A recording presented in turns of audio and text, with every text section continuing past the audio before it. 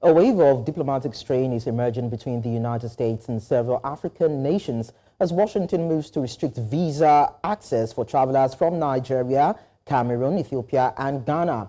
Framed as a global reciprocity realignment, the State Department's decision to slash visa validity and reduce entries has triggered negative reactions from the affected countries. Nigeria in particular has dismissed the justification, arguing that it offers far more generous visa terms to American visitors, while warning that the move could hurt long-standing ties and educational exchange. What then is the future of international diplomacy between the West and the African continent? Joining me to talk about this is Sam Adeleke, a travel consultant at TWS Global. Sam, thank you so much for joining us. Thank you for having me, Leko. Now, is US's new visa policy good or too harsh on the African countries affected? Leko, it's harsh in its execution. To be honest, we know that sovereign nations have the right to protect their borders, but the financial and psychological impact of requiring visa bonds, because that is exactly what is new right now. They're asking everyone applying for B1, B2 to have $5,000 as bond, such that you can get it when you return to the country. And to be honest, the US is also trying to mitigate visa overstays and many other perceived security implications for having so many Nigerians travel to their country. But this is too punitive, because there are many legitimate travelers who are now being lumped together with the few who are recalcitrant and all those who are overstaying their visa. So this really is too much. We don't need this kind of behavior from a partner with Nigeria that is really, because Nigeria and the US, we have such a robust relationship. As a matter of fact, as of Friday, Nigeria is still issuing Americans 2-year tourist visas and business visas for first-time travelers and 3 to 5 year. But right now, the US has said from July 8th, as last week, they will stop issuing long-term visas to Nigeria. So it's just 3 months single entry. So it is too punitive. It's not good. It's too harsh. The US is our partner. The US is our big brother. We have such a very robust relationship. As a matter of fact, Nigeria has 3 diplomatic missions in the US. So this is not something that we should just look over and assume that all is well. In summary, the new policy is too harsh on African countries affected, not just Nigeria. All right, so I also have Bamidele Ayemibo, a lead consultant at 3T Impex Consulting in Abuja, and he also will be sharing his perspective with us. Bamidele, it's nice to have you around. Okay, not yet. So we'll try to rework your audio channel to ensure that we get clarity from you. While we do that, I'd like to still engage Sam a bit. Now, US called it a global reciprocity realignment. And fine, one can talk about protectionism, one can talk about maybe US trying to get more funds, or maybe a country that is trying to weed out criminals. I mean, if you are the president, Sam, wouldn't you have done the same thing? Reciprocity only makes sense if it is applied transparently and fairly. But this feels more like a selective realignment. You see, African countries over the past few years have offered reasonable visa terms to US citizens, including Nigeria. So reciprocity, well, it may be a convenient diplomatic term, but it's not a justifiable action, because Nigeria, as I said, as of Friday is July 11, we are still issuing 5-year, 3-year visas to American citizens. So if we are actually the one that started the fight, so to speak, then we should have stopped issuing immediately. As of today, and that is confirmed by the acting ambassador of Nigeria to the US, that is Mr. Samson Itegoji. He said, as of today, Abuja has not instructed them to also reciprocate the US 3-month single entry visa, which we started issuing to Nigerians right now. So right now, there's an imbalance. Nigeria is currently getting 3 months single entry visa from the US, while Nigeria is offering and issuing 3-year and 2-year visas to American citizens as of today. So that is not reciprocity alignment. You intentionally chose Nigeria, Ghana, Ethiopia and Cameroon. And people have been saying it, and I don't want to be ahead of this conversation, that this is probably a punitive measure because Nigeria decided not to accept Venezuelan deportees from the US. And probably because we also attended the BRICS event the other day. So we know these things. And even the foreign minister the other day on TV was able to categorically say that the US, this is why you are doing this. And following the US mission in Nigeria made a press release, not addressing what the minister said, but dancing around the questions in diplomatic terms. So this is definitely not transparent. It is not fair. And we call on the US to please rethink and let us come to the table. Okay, so we're still going to talk more and see how it correlates with the issue with BRICS. But let me see if Bamidele's audio channel is clear now. Bamidele, can you hear me? All right, not yet. Now, Sam, so you have actually said it is not right and it is not balanced. But then, you know, the U.S., like you said, citizens can get visas of up to a year in Cameroon, like in Nigeria, 90 days in Ethiopia, and of course, multiple entry visas in Ghana. And in as much as you might say that it is not reciprocal or reciprocity realignment, the U.S. is saying that this has to do with technical and security issues too, most especially countries that are going through economic instability and insecurity. Cameroon, Nigeria, the Boko Haram insurgency, they need to protect American businesses and American people. And so if the U.S. is not getting that much assurances in terms of how their citizens and their businesses are treated, then it should reciprocate by not making it safe or convenient for other nationals to also visit its country. So wouldn't you also consider that as a fair deal, or maybe some sort of a subtle message to these affected countries that they need to get their acts right? To be honest, getting a visa from any country is a privilege, not a right. So I would not in any way try to force the US for using the phrase technical and security benchmarks. You see, I don't really buy that in full. I only buy it partially. You see, while security benchmarks are real, there is this clear underlying political messaging. Because these benchmarks were not enforced when dealing with European or Asian overstates. So why Nigerians? Is it only in Nigeria that we have insurgency? How about South Africa? Lagos is safer than Joburg, but still we don't have this kind of tit for tat with countries like South Africa, how much more European and Asian countries. So this again is a diplomatic message telling us that, see, it appears you are trying to move away from us. And we want to send you a practical message that, see, we have the capacity to keep you out of our system. And again, if you recall the past few months, the USAID issue happened, whereby some congressmen alleged that USAID has been behind things like Boko Haram and ISIS. This is still, of course, allegedly, so to speak.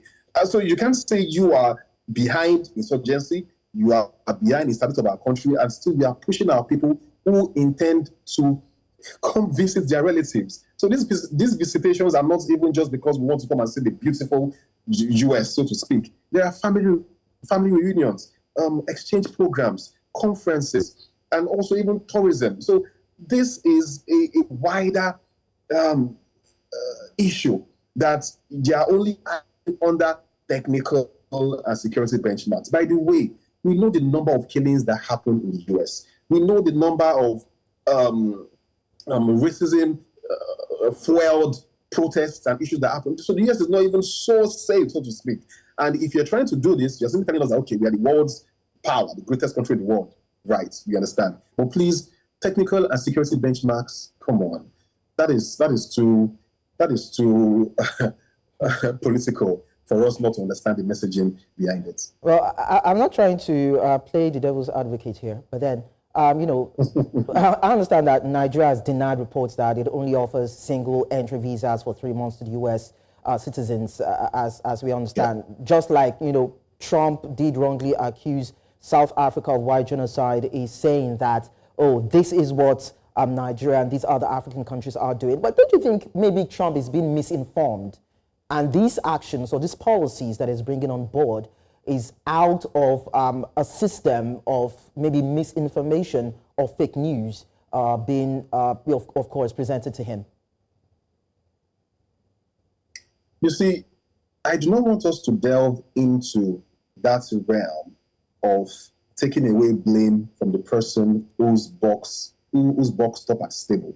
So if I am claiming to be misinformed, that means that there's an issue with me as a leader, because I am responsible for whatever decision that comes from me because I appointed the people around me. So this, I can tell you, it is not an issue of misinformation. If it is misinformation, the Americans who we have been issuing visa to as at Friday, and even today, they will have been on the US press, on international press, either CNN or Reuters or Al Jazeera or BBC, telling the world that, oh, the Americans can no longer get 2-year, 3-year, 5-year visa to Nigeria. So this is as clear as day. This is not propaganda.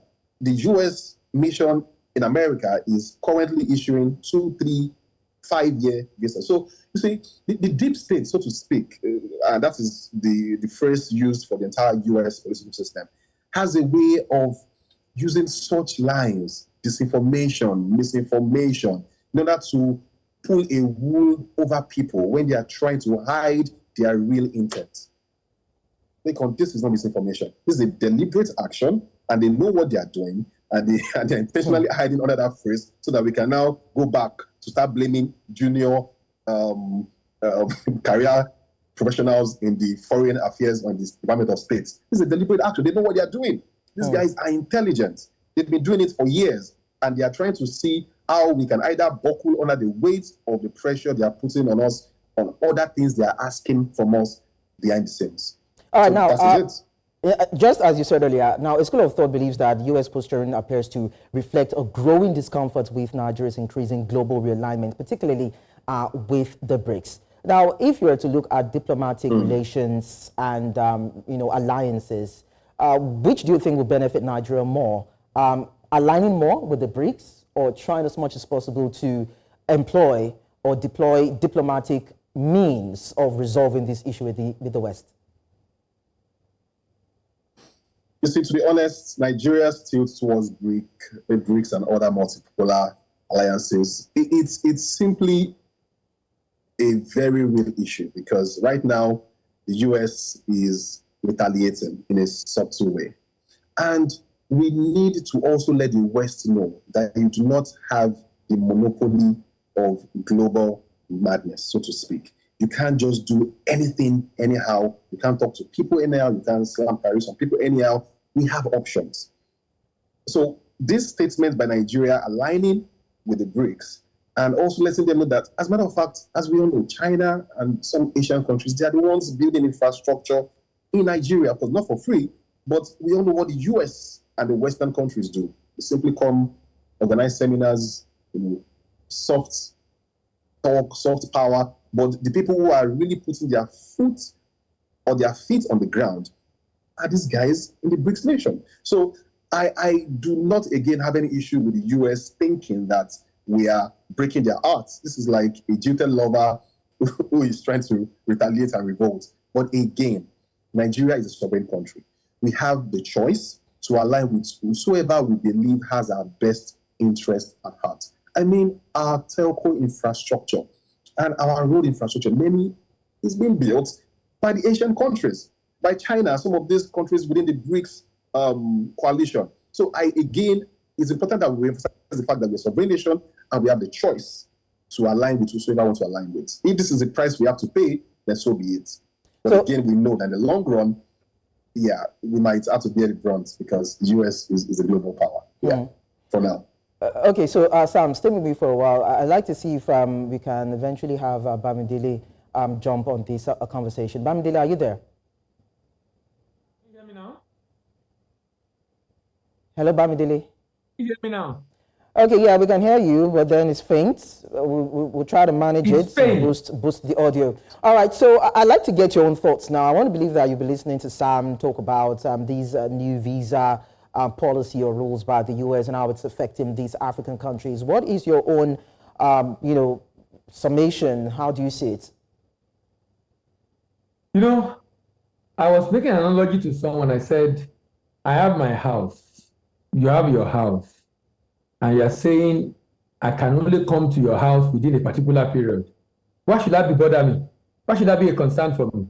It's only a concern for me if what I need to benefit and enjoy in my house, I have not put it in place. That's the only reason why it will bother me. If I have everything I need, there are people in the US that have never traveled out of the US, and they don't even have a plan of traveling out of the US. So they will not, because don't have any reason to travel out of the US. For me, it's a wake-up call to look, using a visa restriction to punish you, to twist you to do things you probably would not want to do, like the immigration issue for Venezuela to Nigeria, like I mean a number of other issues, the BRICS issue, so many. What's the name? Theory as to the reason why this is done to us. The only reason is concern of issue to us is mainly because we have not put our own house in order, which is extremely necessary. Because if I put our own house in order, we'll be respected. If we are respected, this will not happen to us. So for me, it should be a wake-up call to us, rather than, I mean, they are a sovereign nation, we are a sovereign nation. They can decide on what they want for their country, and we don't have a choice. We can probably just negotiate and say, okay, maybe something can be done about it, but if this is what they want to do, it's just a message to us that we have to do what we need to do. For me, I'm not talking about we retaliating. That will not even solve the problem at all. That you now want to do exactly what they did to you. What do you have? I think you need them in your country. You need them to come and invest here. So we can't say we want to block them or stop them to come into Nigeria because what they've done to us. We need them to come and invest here. What we need to do is to do things in our nation that will make people to begin to respect us. Currently, they do not respect us. That's exactly the reason they are doing what they are doing. That's my opinion. Before I let you go, Bamidele, you know, you're probably talking about some sort of African countries, or let me just in perspective put Nigeria in there, saying have bargaining chips when it comes to international negotiations. And as part of what Sam also mentioned, and it's funny that as US is using its influence to demand better treatment from its so-called partners, other African countries are not doing the same. For instance, demanding a refund for denied visa application. Isn't that concerning that we are always in this position, Bamidele? Just about 30 seconds. It's concerning. It's concerning. I still have funds with US embassy that is yet to be refunded. I paid for visa application. The date was about a year away. And I was asking myself, I mean, you're trying to go to a country and someone is giving you a year. The program I was going for was in August, I applied around July. The program was in October or thereabout. And you're telling me you are to come for interview. Till today, I called them. I couldn't get the refund, even though they never issued the visa because I never had time for the interview. So those are the conversations I think we should be having also about the kind of refund, I mean, from them. But for me, it's concerning because for me, it's of concern. But I think that, these are just for me symptoms. It's a symptom of a deeper problem. Quite frankly, if we fix our problem, people are not just going to give us visa. They are going to give us arrival, visa-free. A lot of countries, if you check, most powerful passport in the world, from Japan to Singapore to different countries, even UAE, that many countries will allow them to come in visa-free for up to 90 days. It's because of the way the government have done the country, what they've done, and gain respect of people around the world. Okay. That should be our primary concern right now, to be able to gain that respect rather than trying to fight or seeking retaliation for this kind of policy against us. All right, Sam, how do we fix this? How do we gain respect? 30 seconds. 30 seconds. We must put our foot down like the president of Zambia, who declared just last month that going forward, any Zambian that applies to any embassy within the country and the visa application is denied, the country must refund them.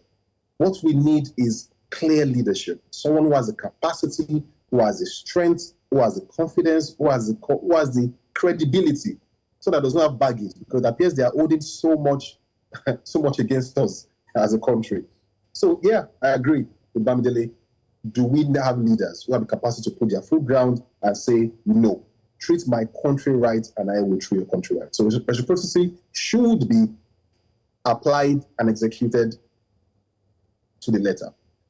Thank you. Well, of course, we have a president, and I don't know if that defines clear leadership for you, Sam. But then thank you, Sam Adeleke, travel consultant at TWS Global in Lagos, and Bamidele Ayemibo, lead consultant at 3T Impex Consulting. Thank you so much for your time on the show. Thank you for having me, and bye-bye.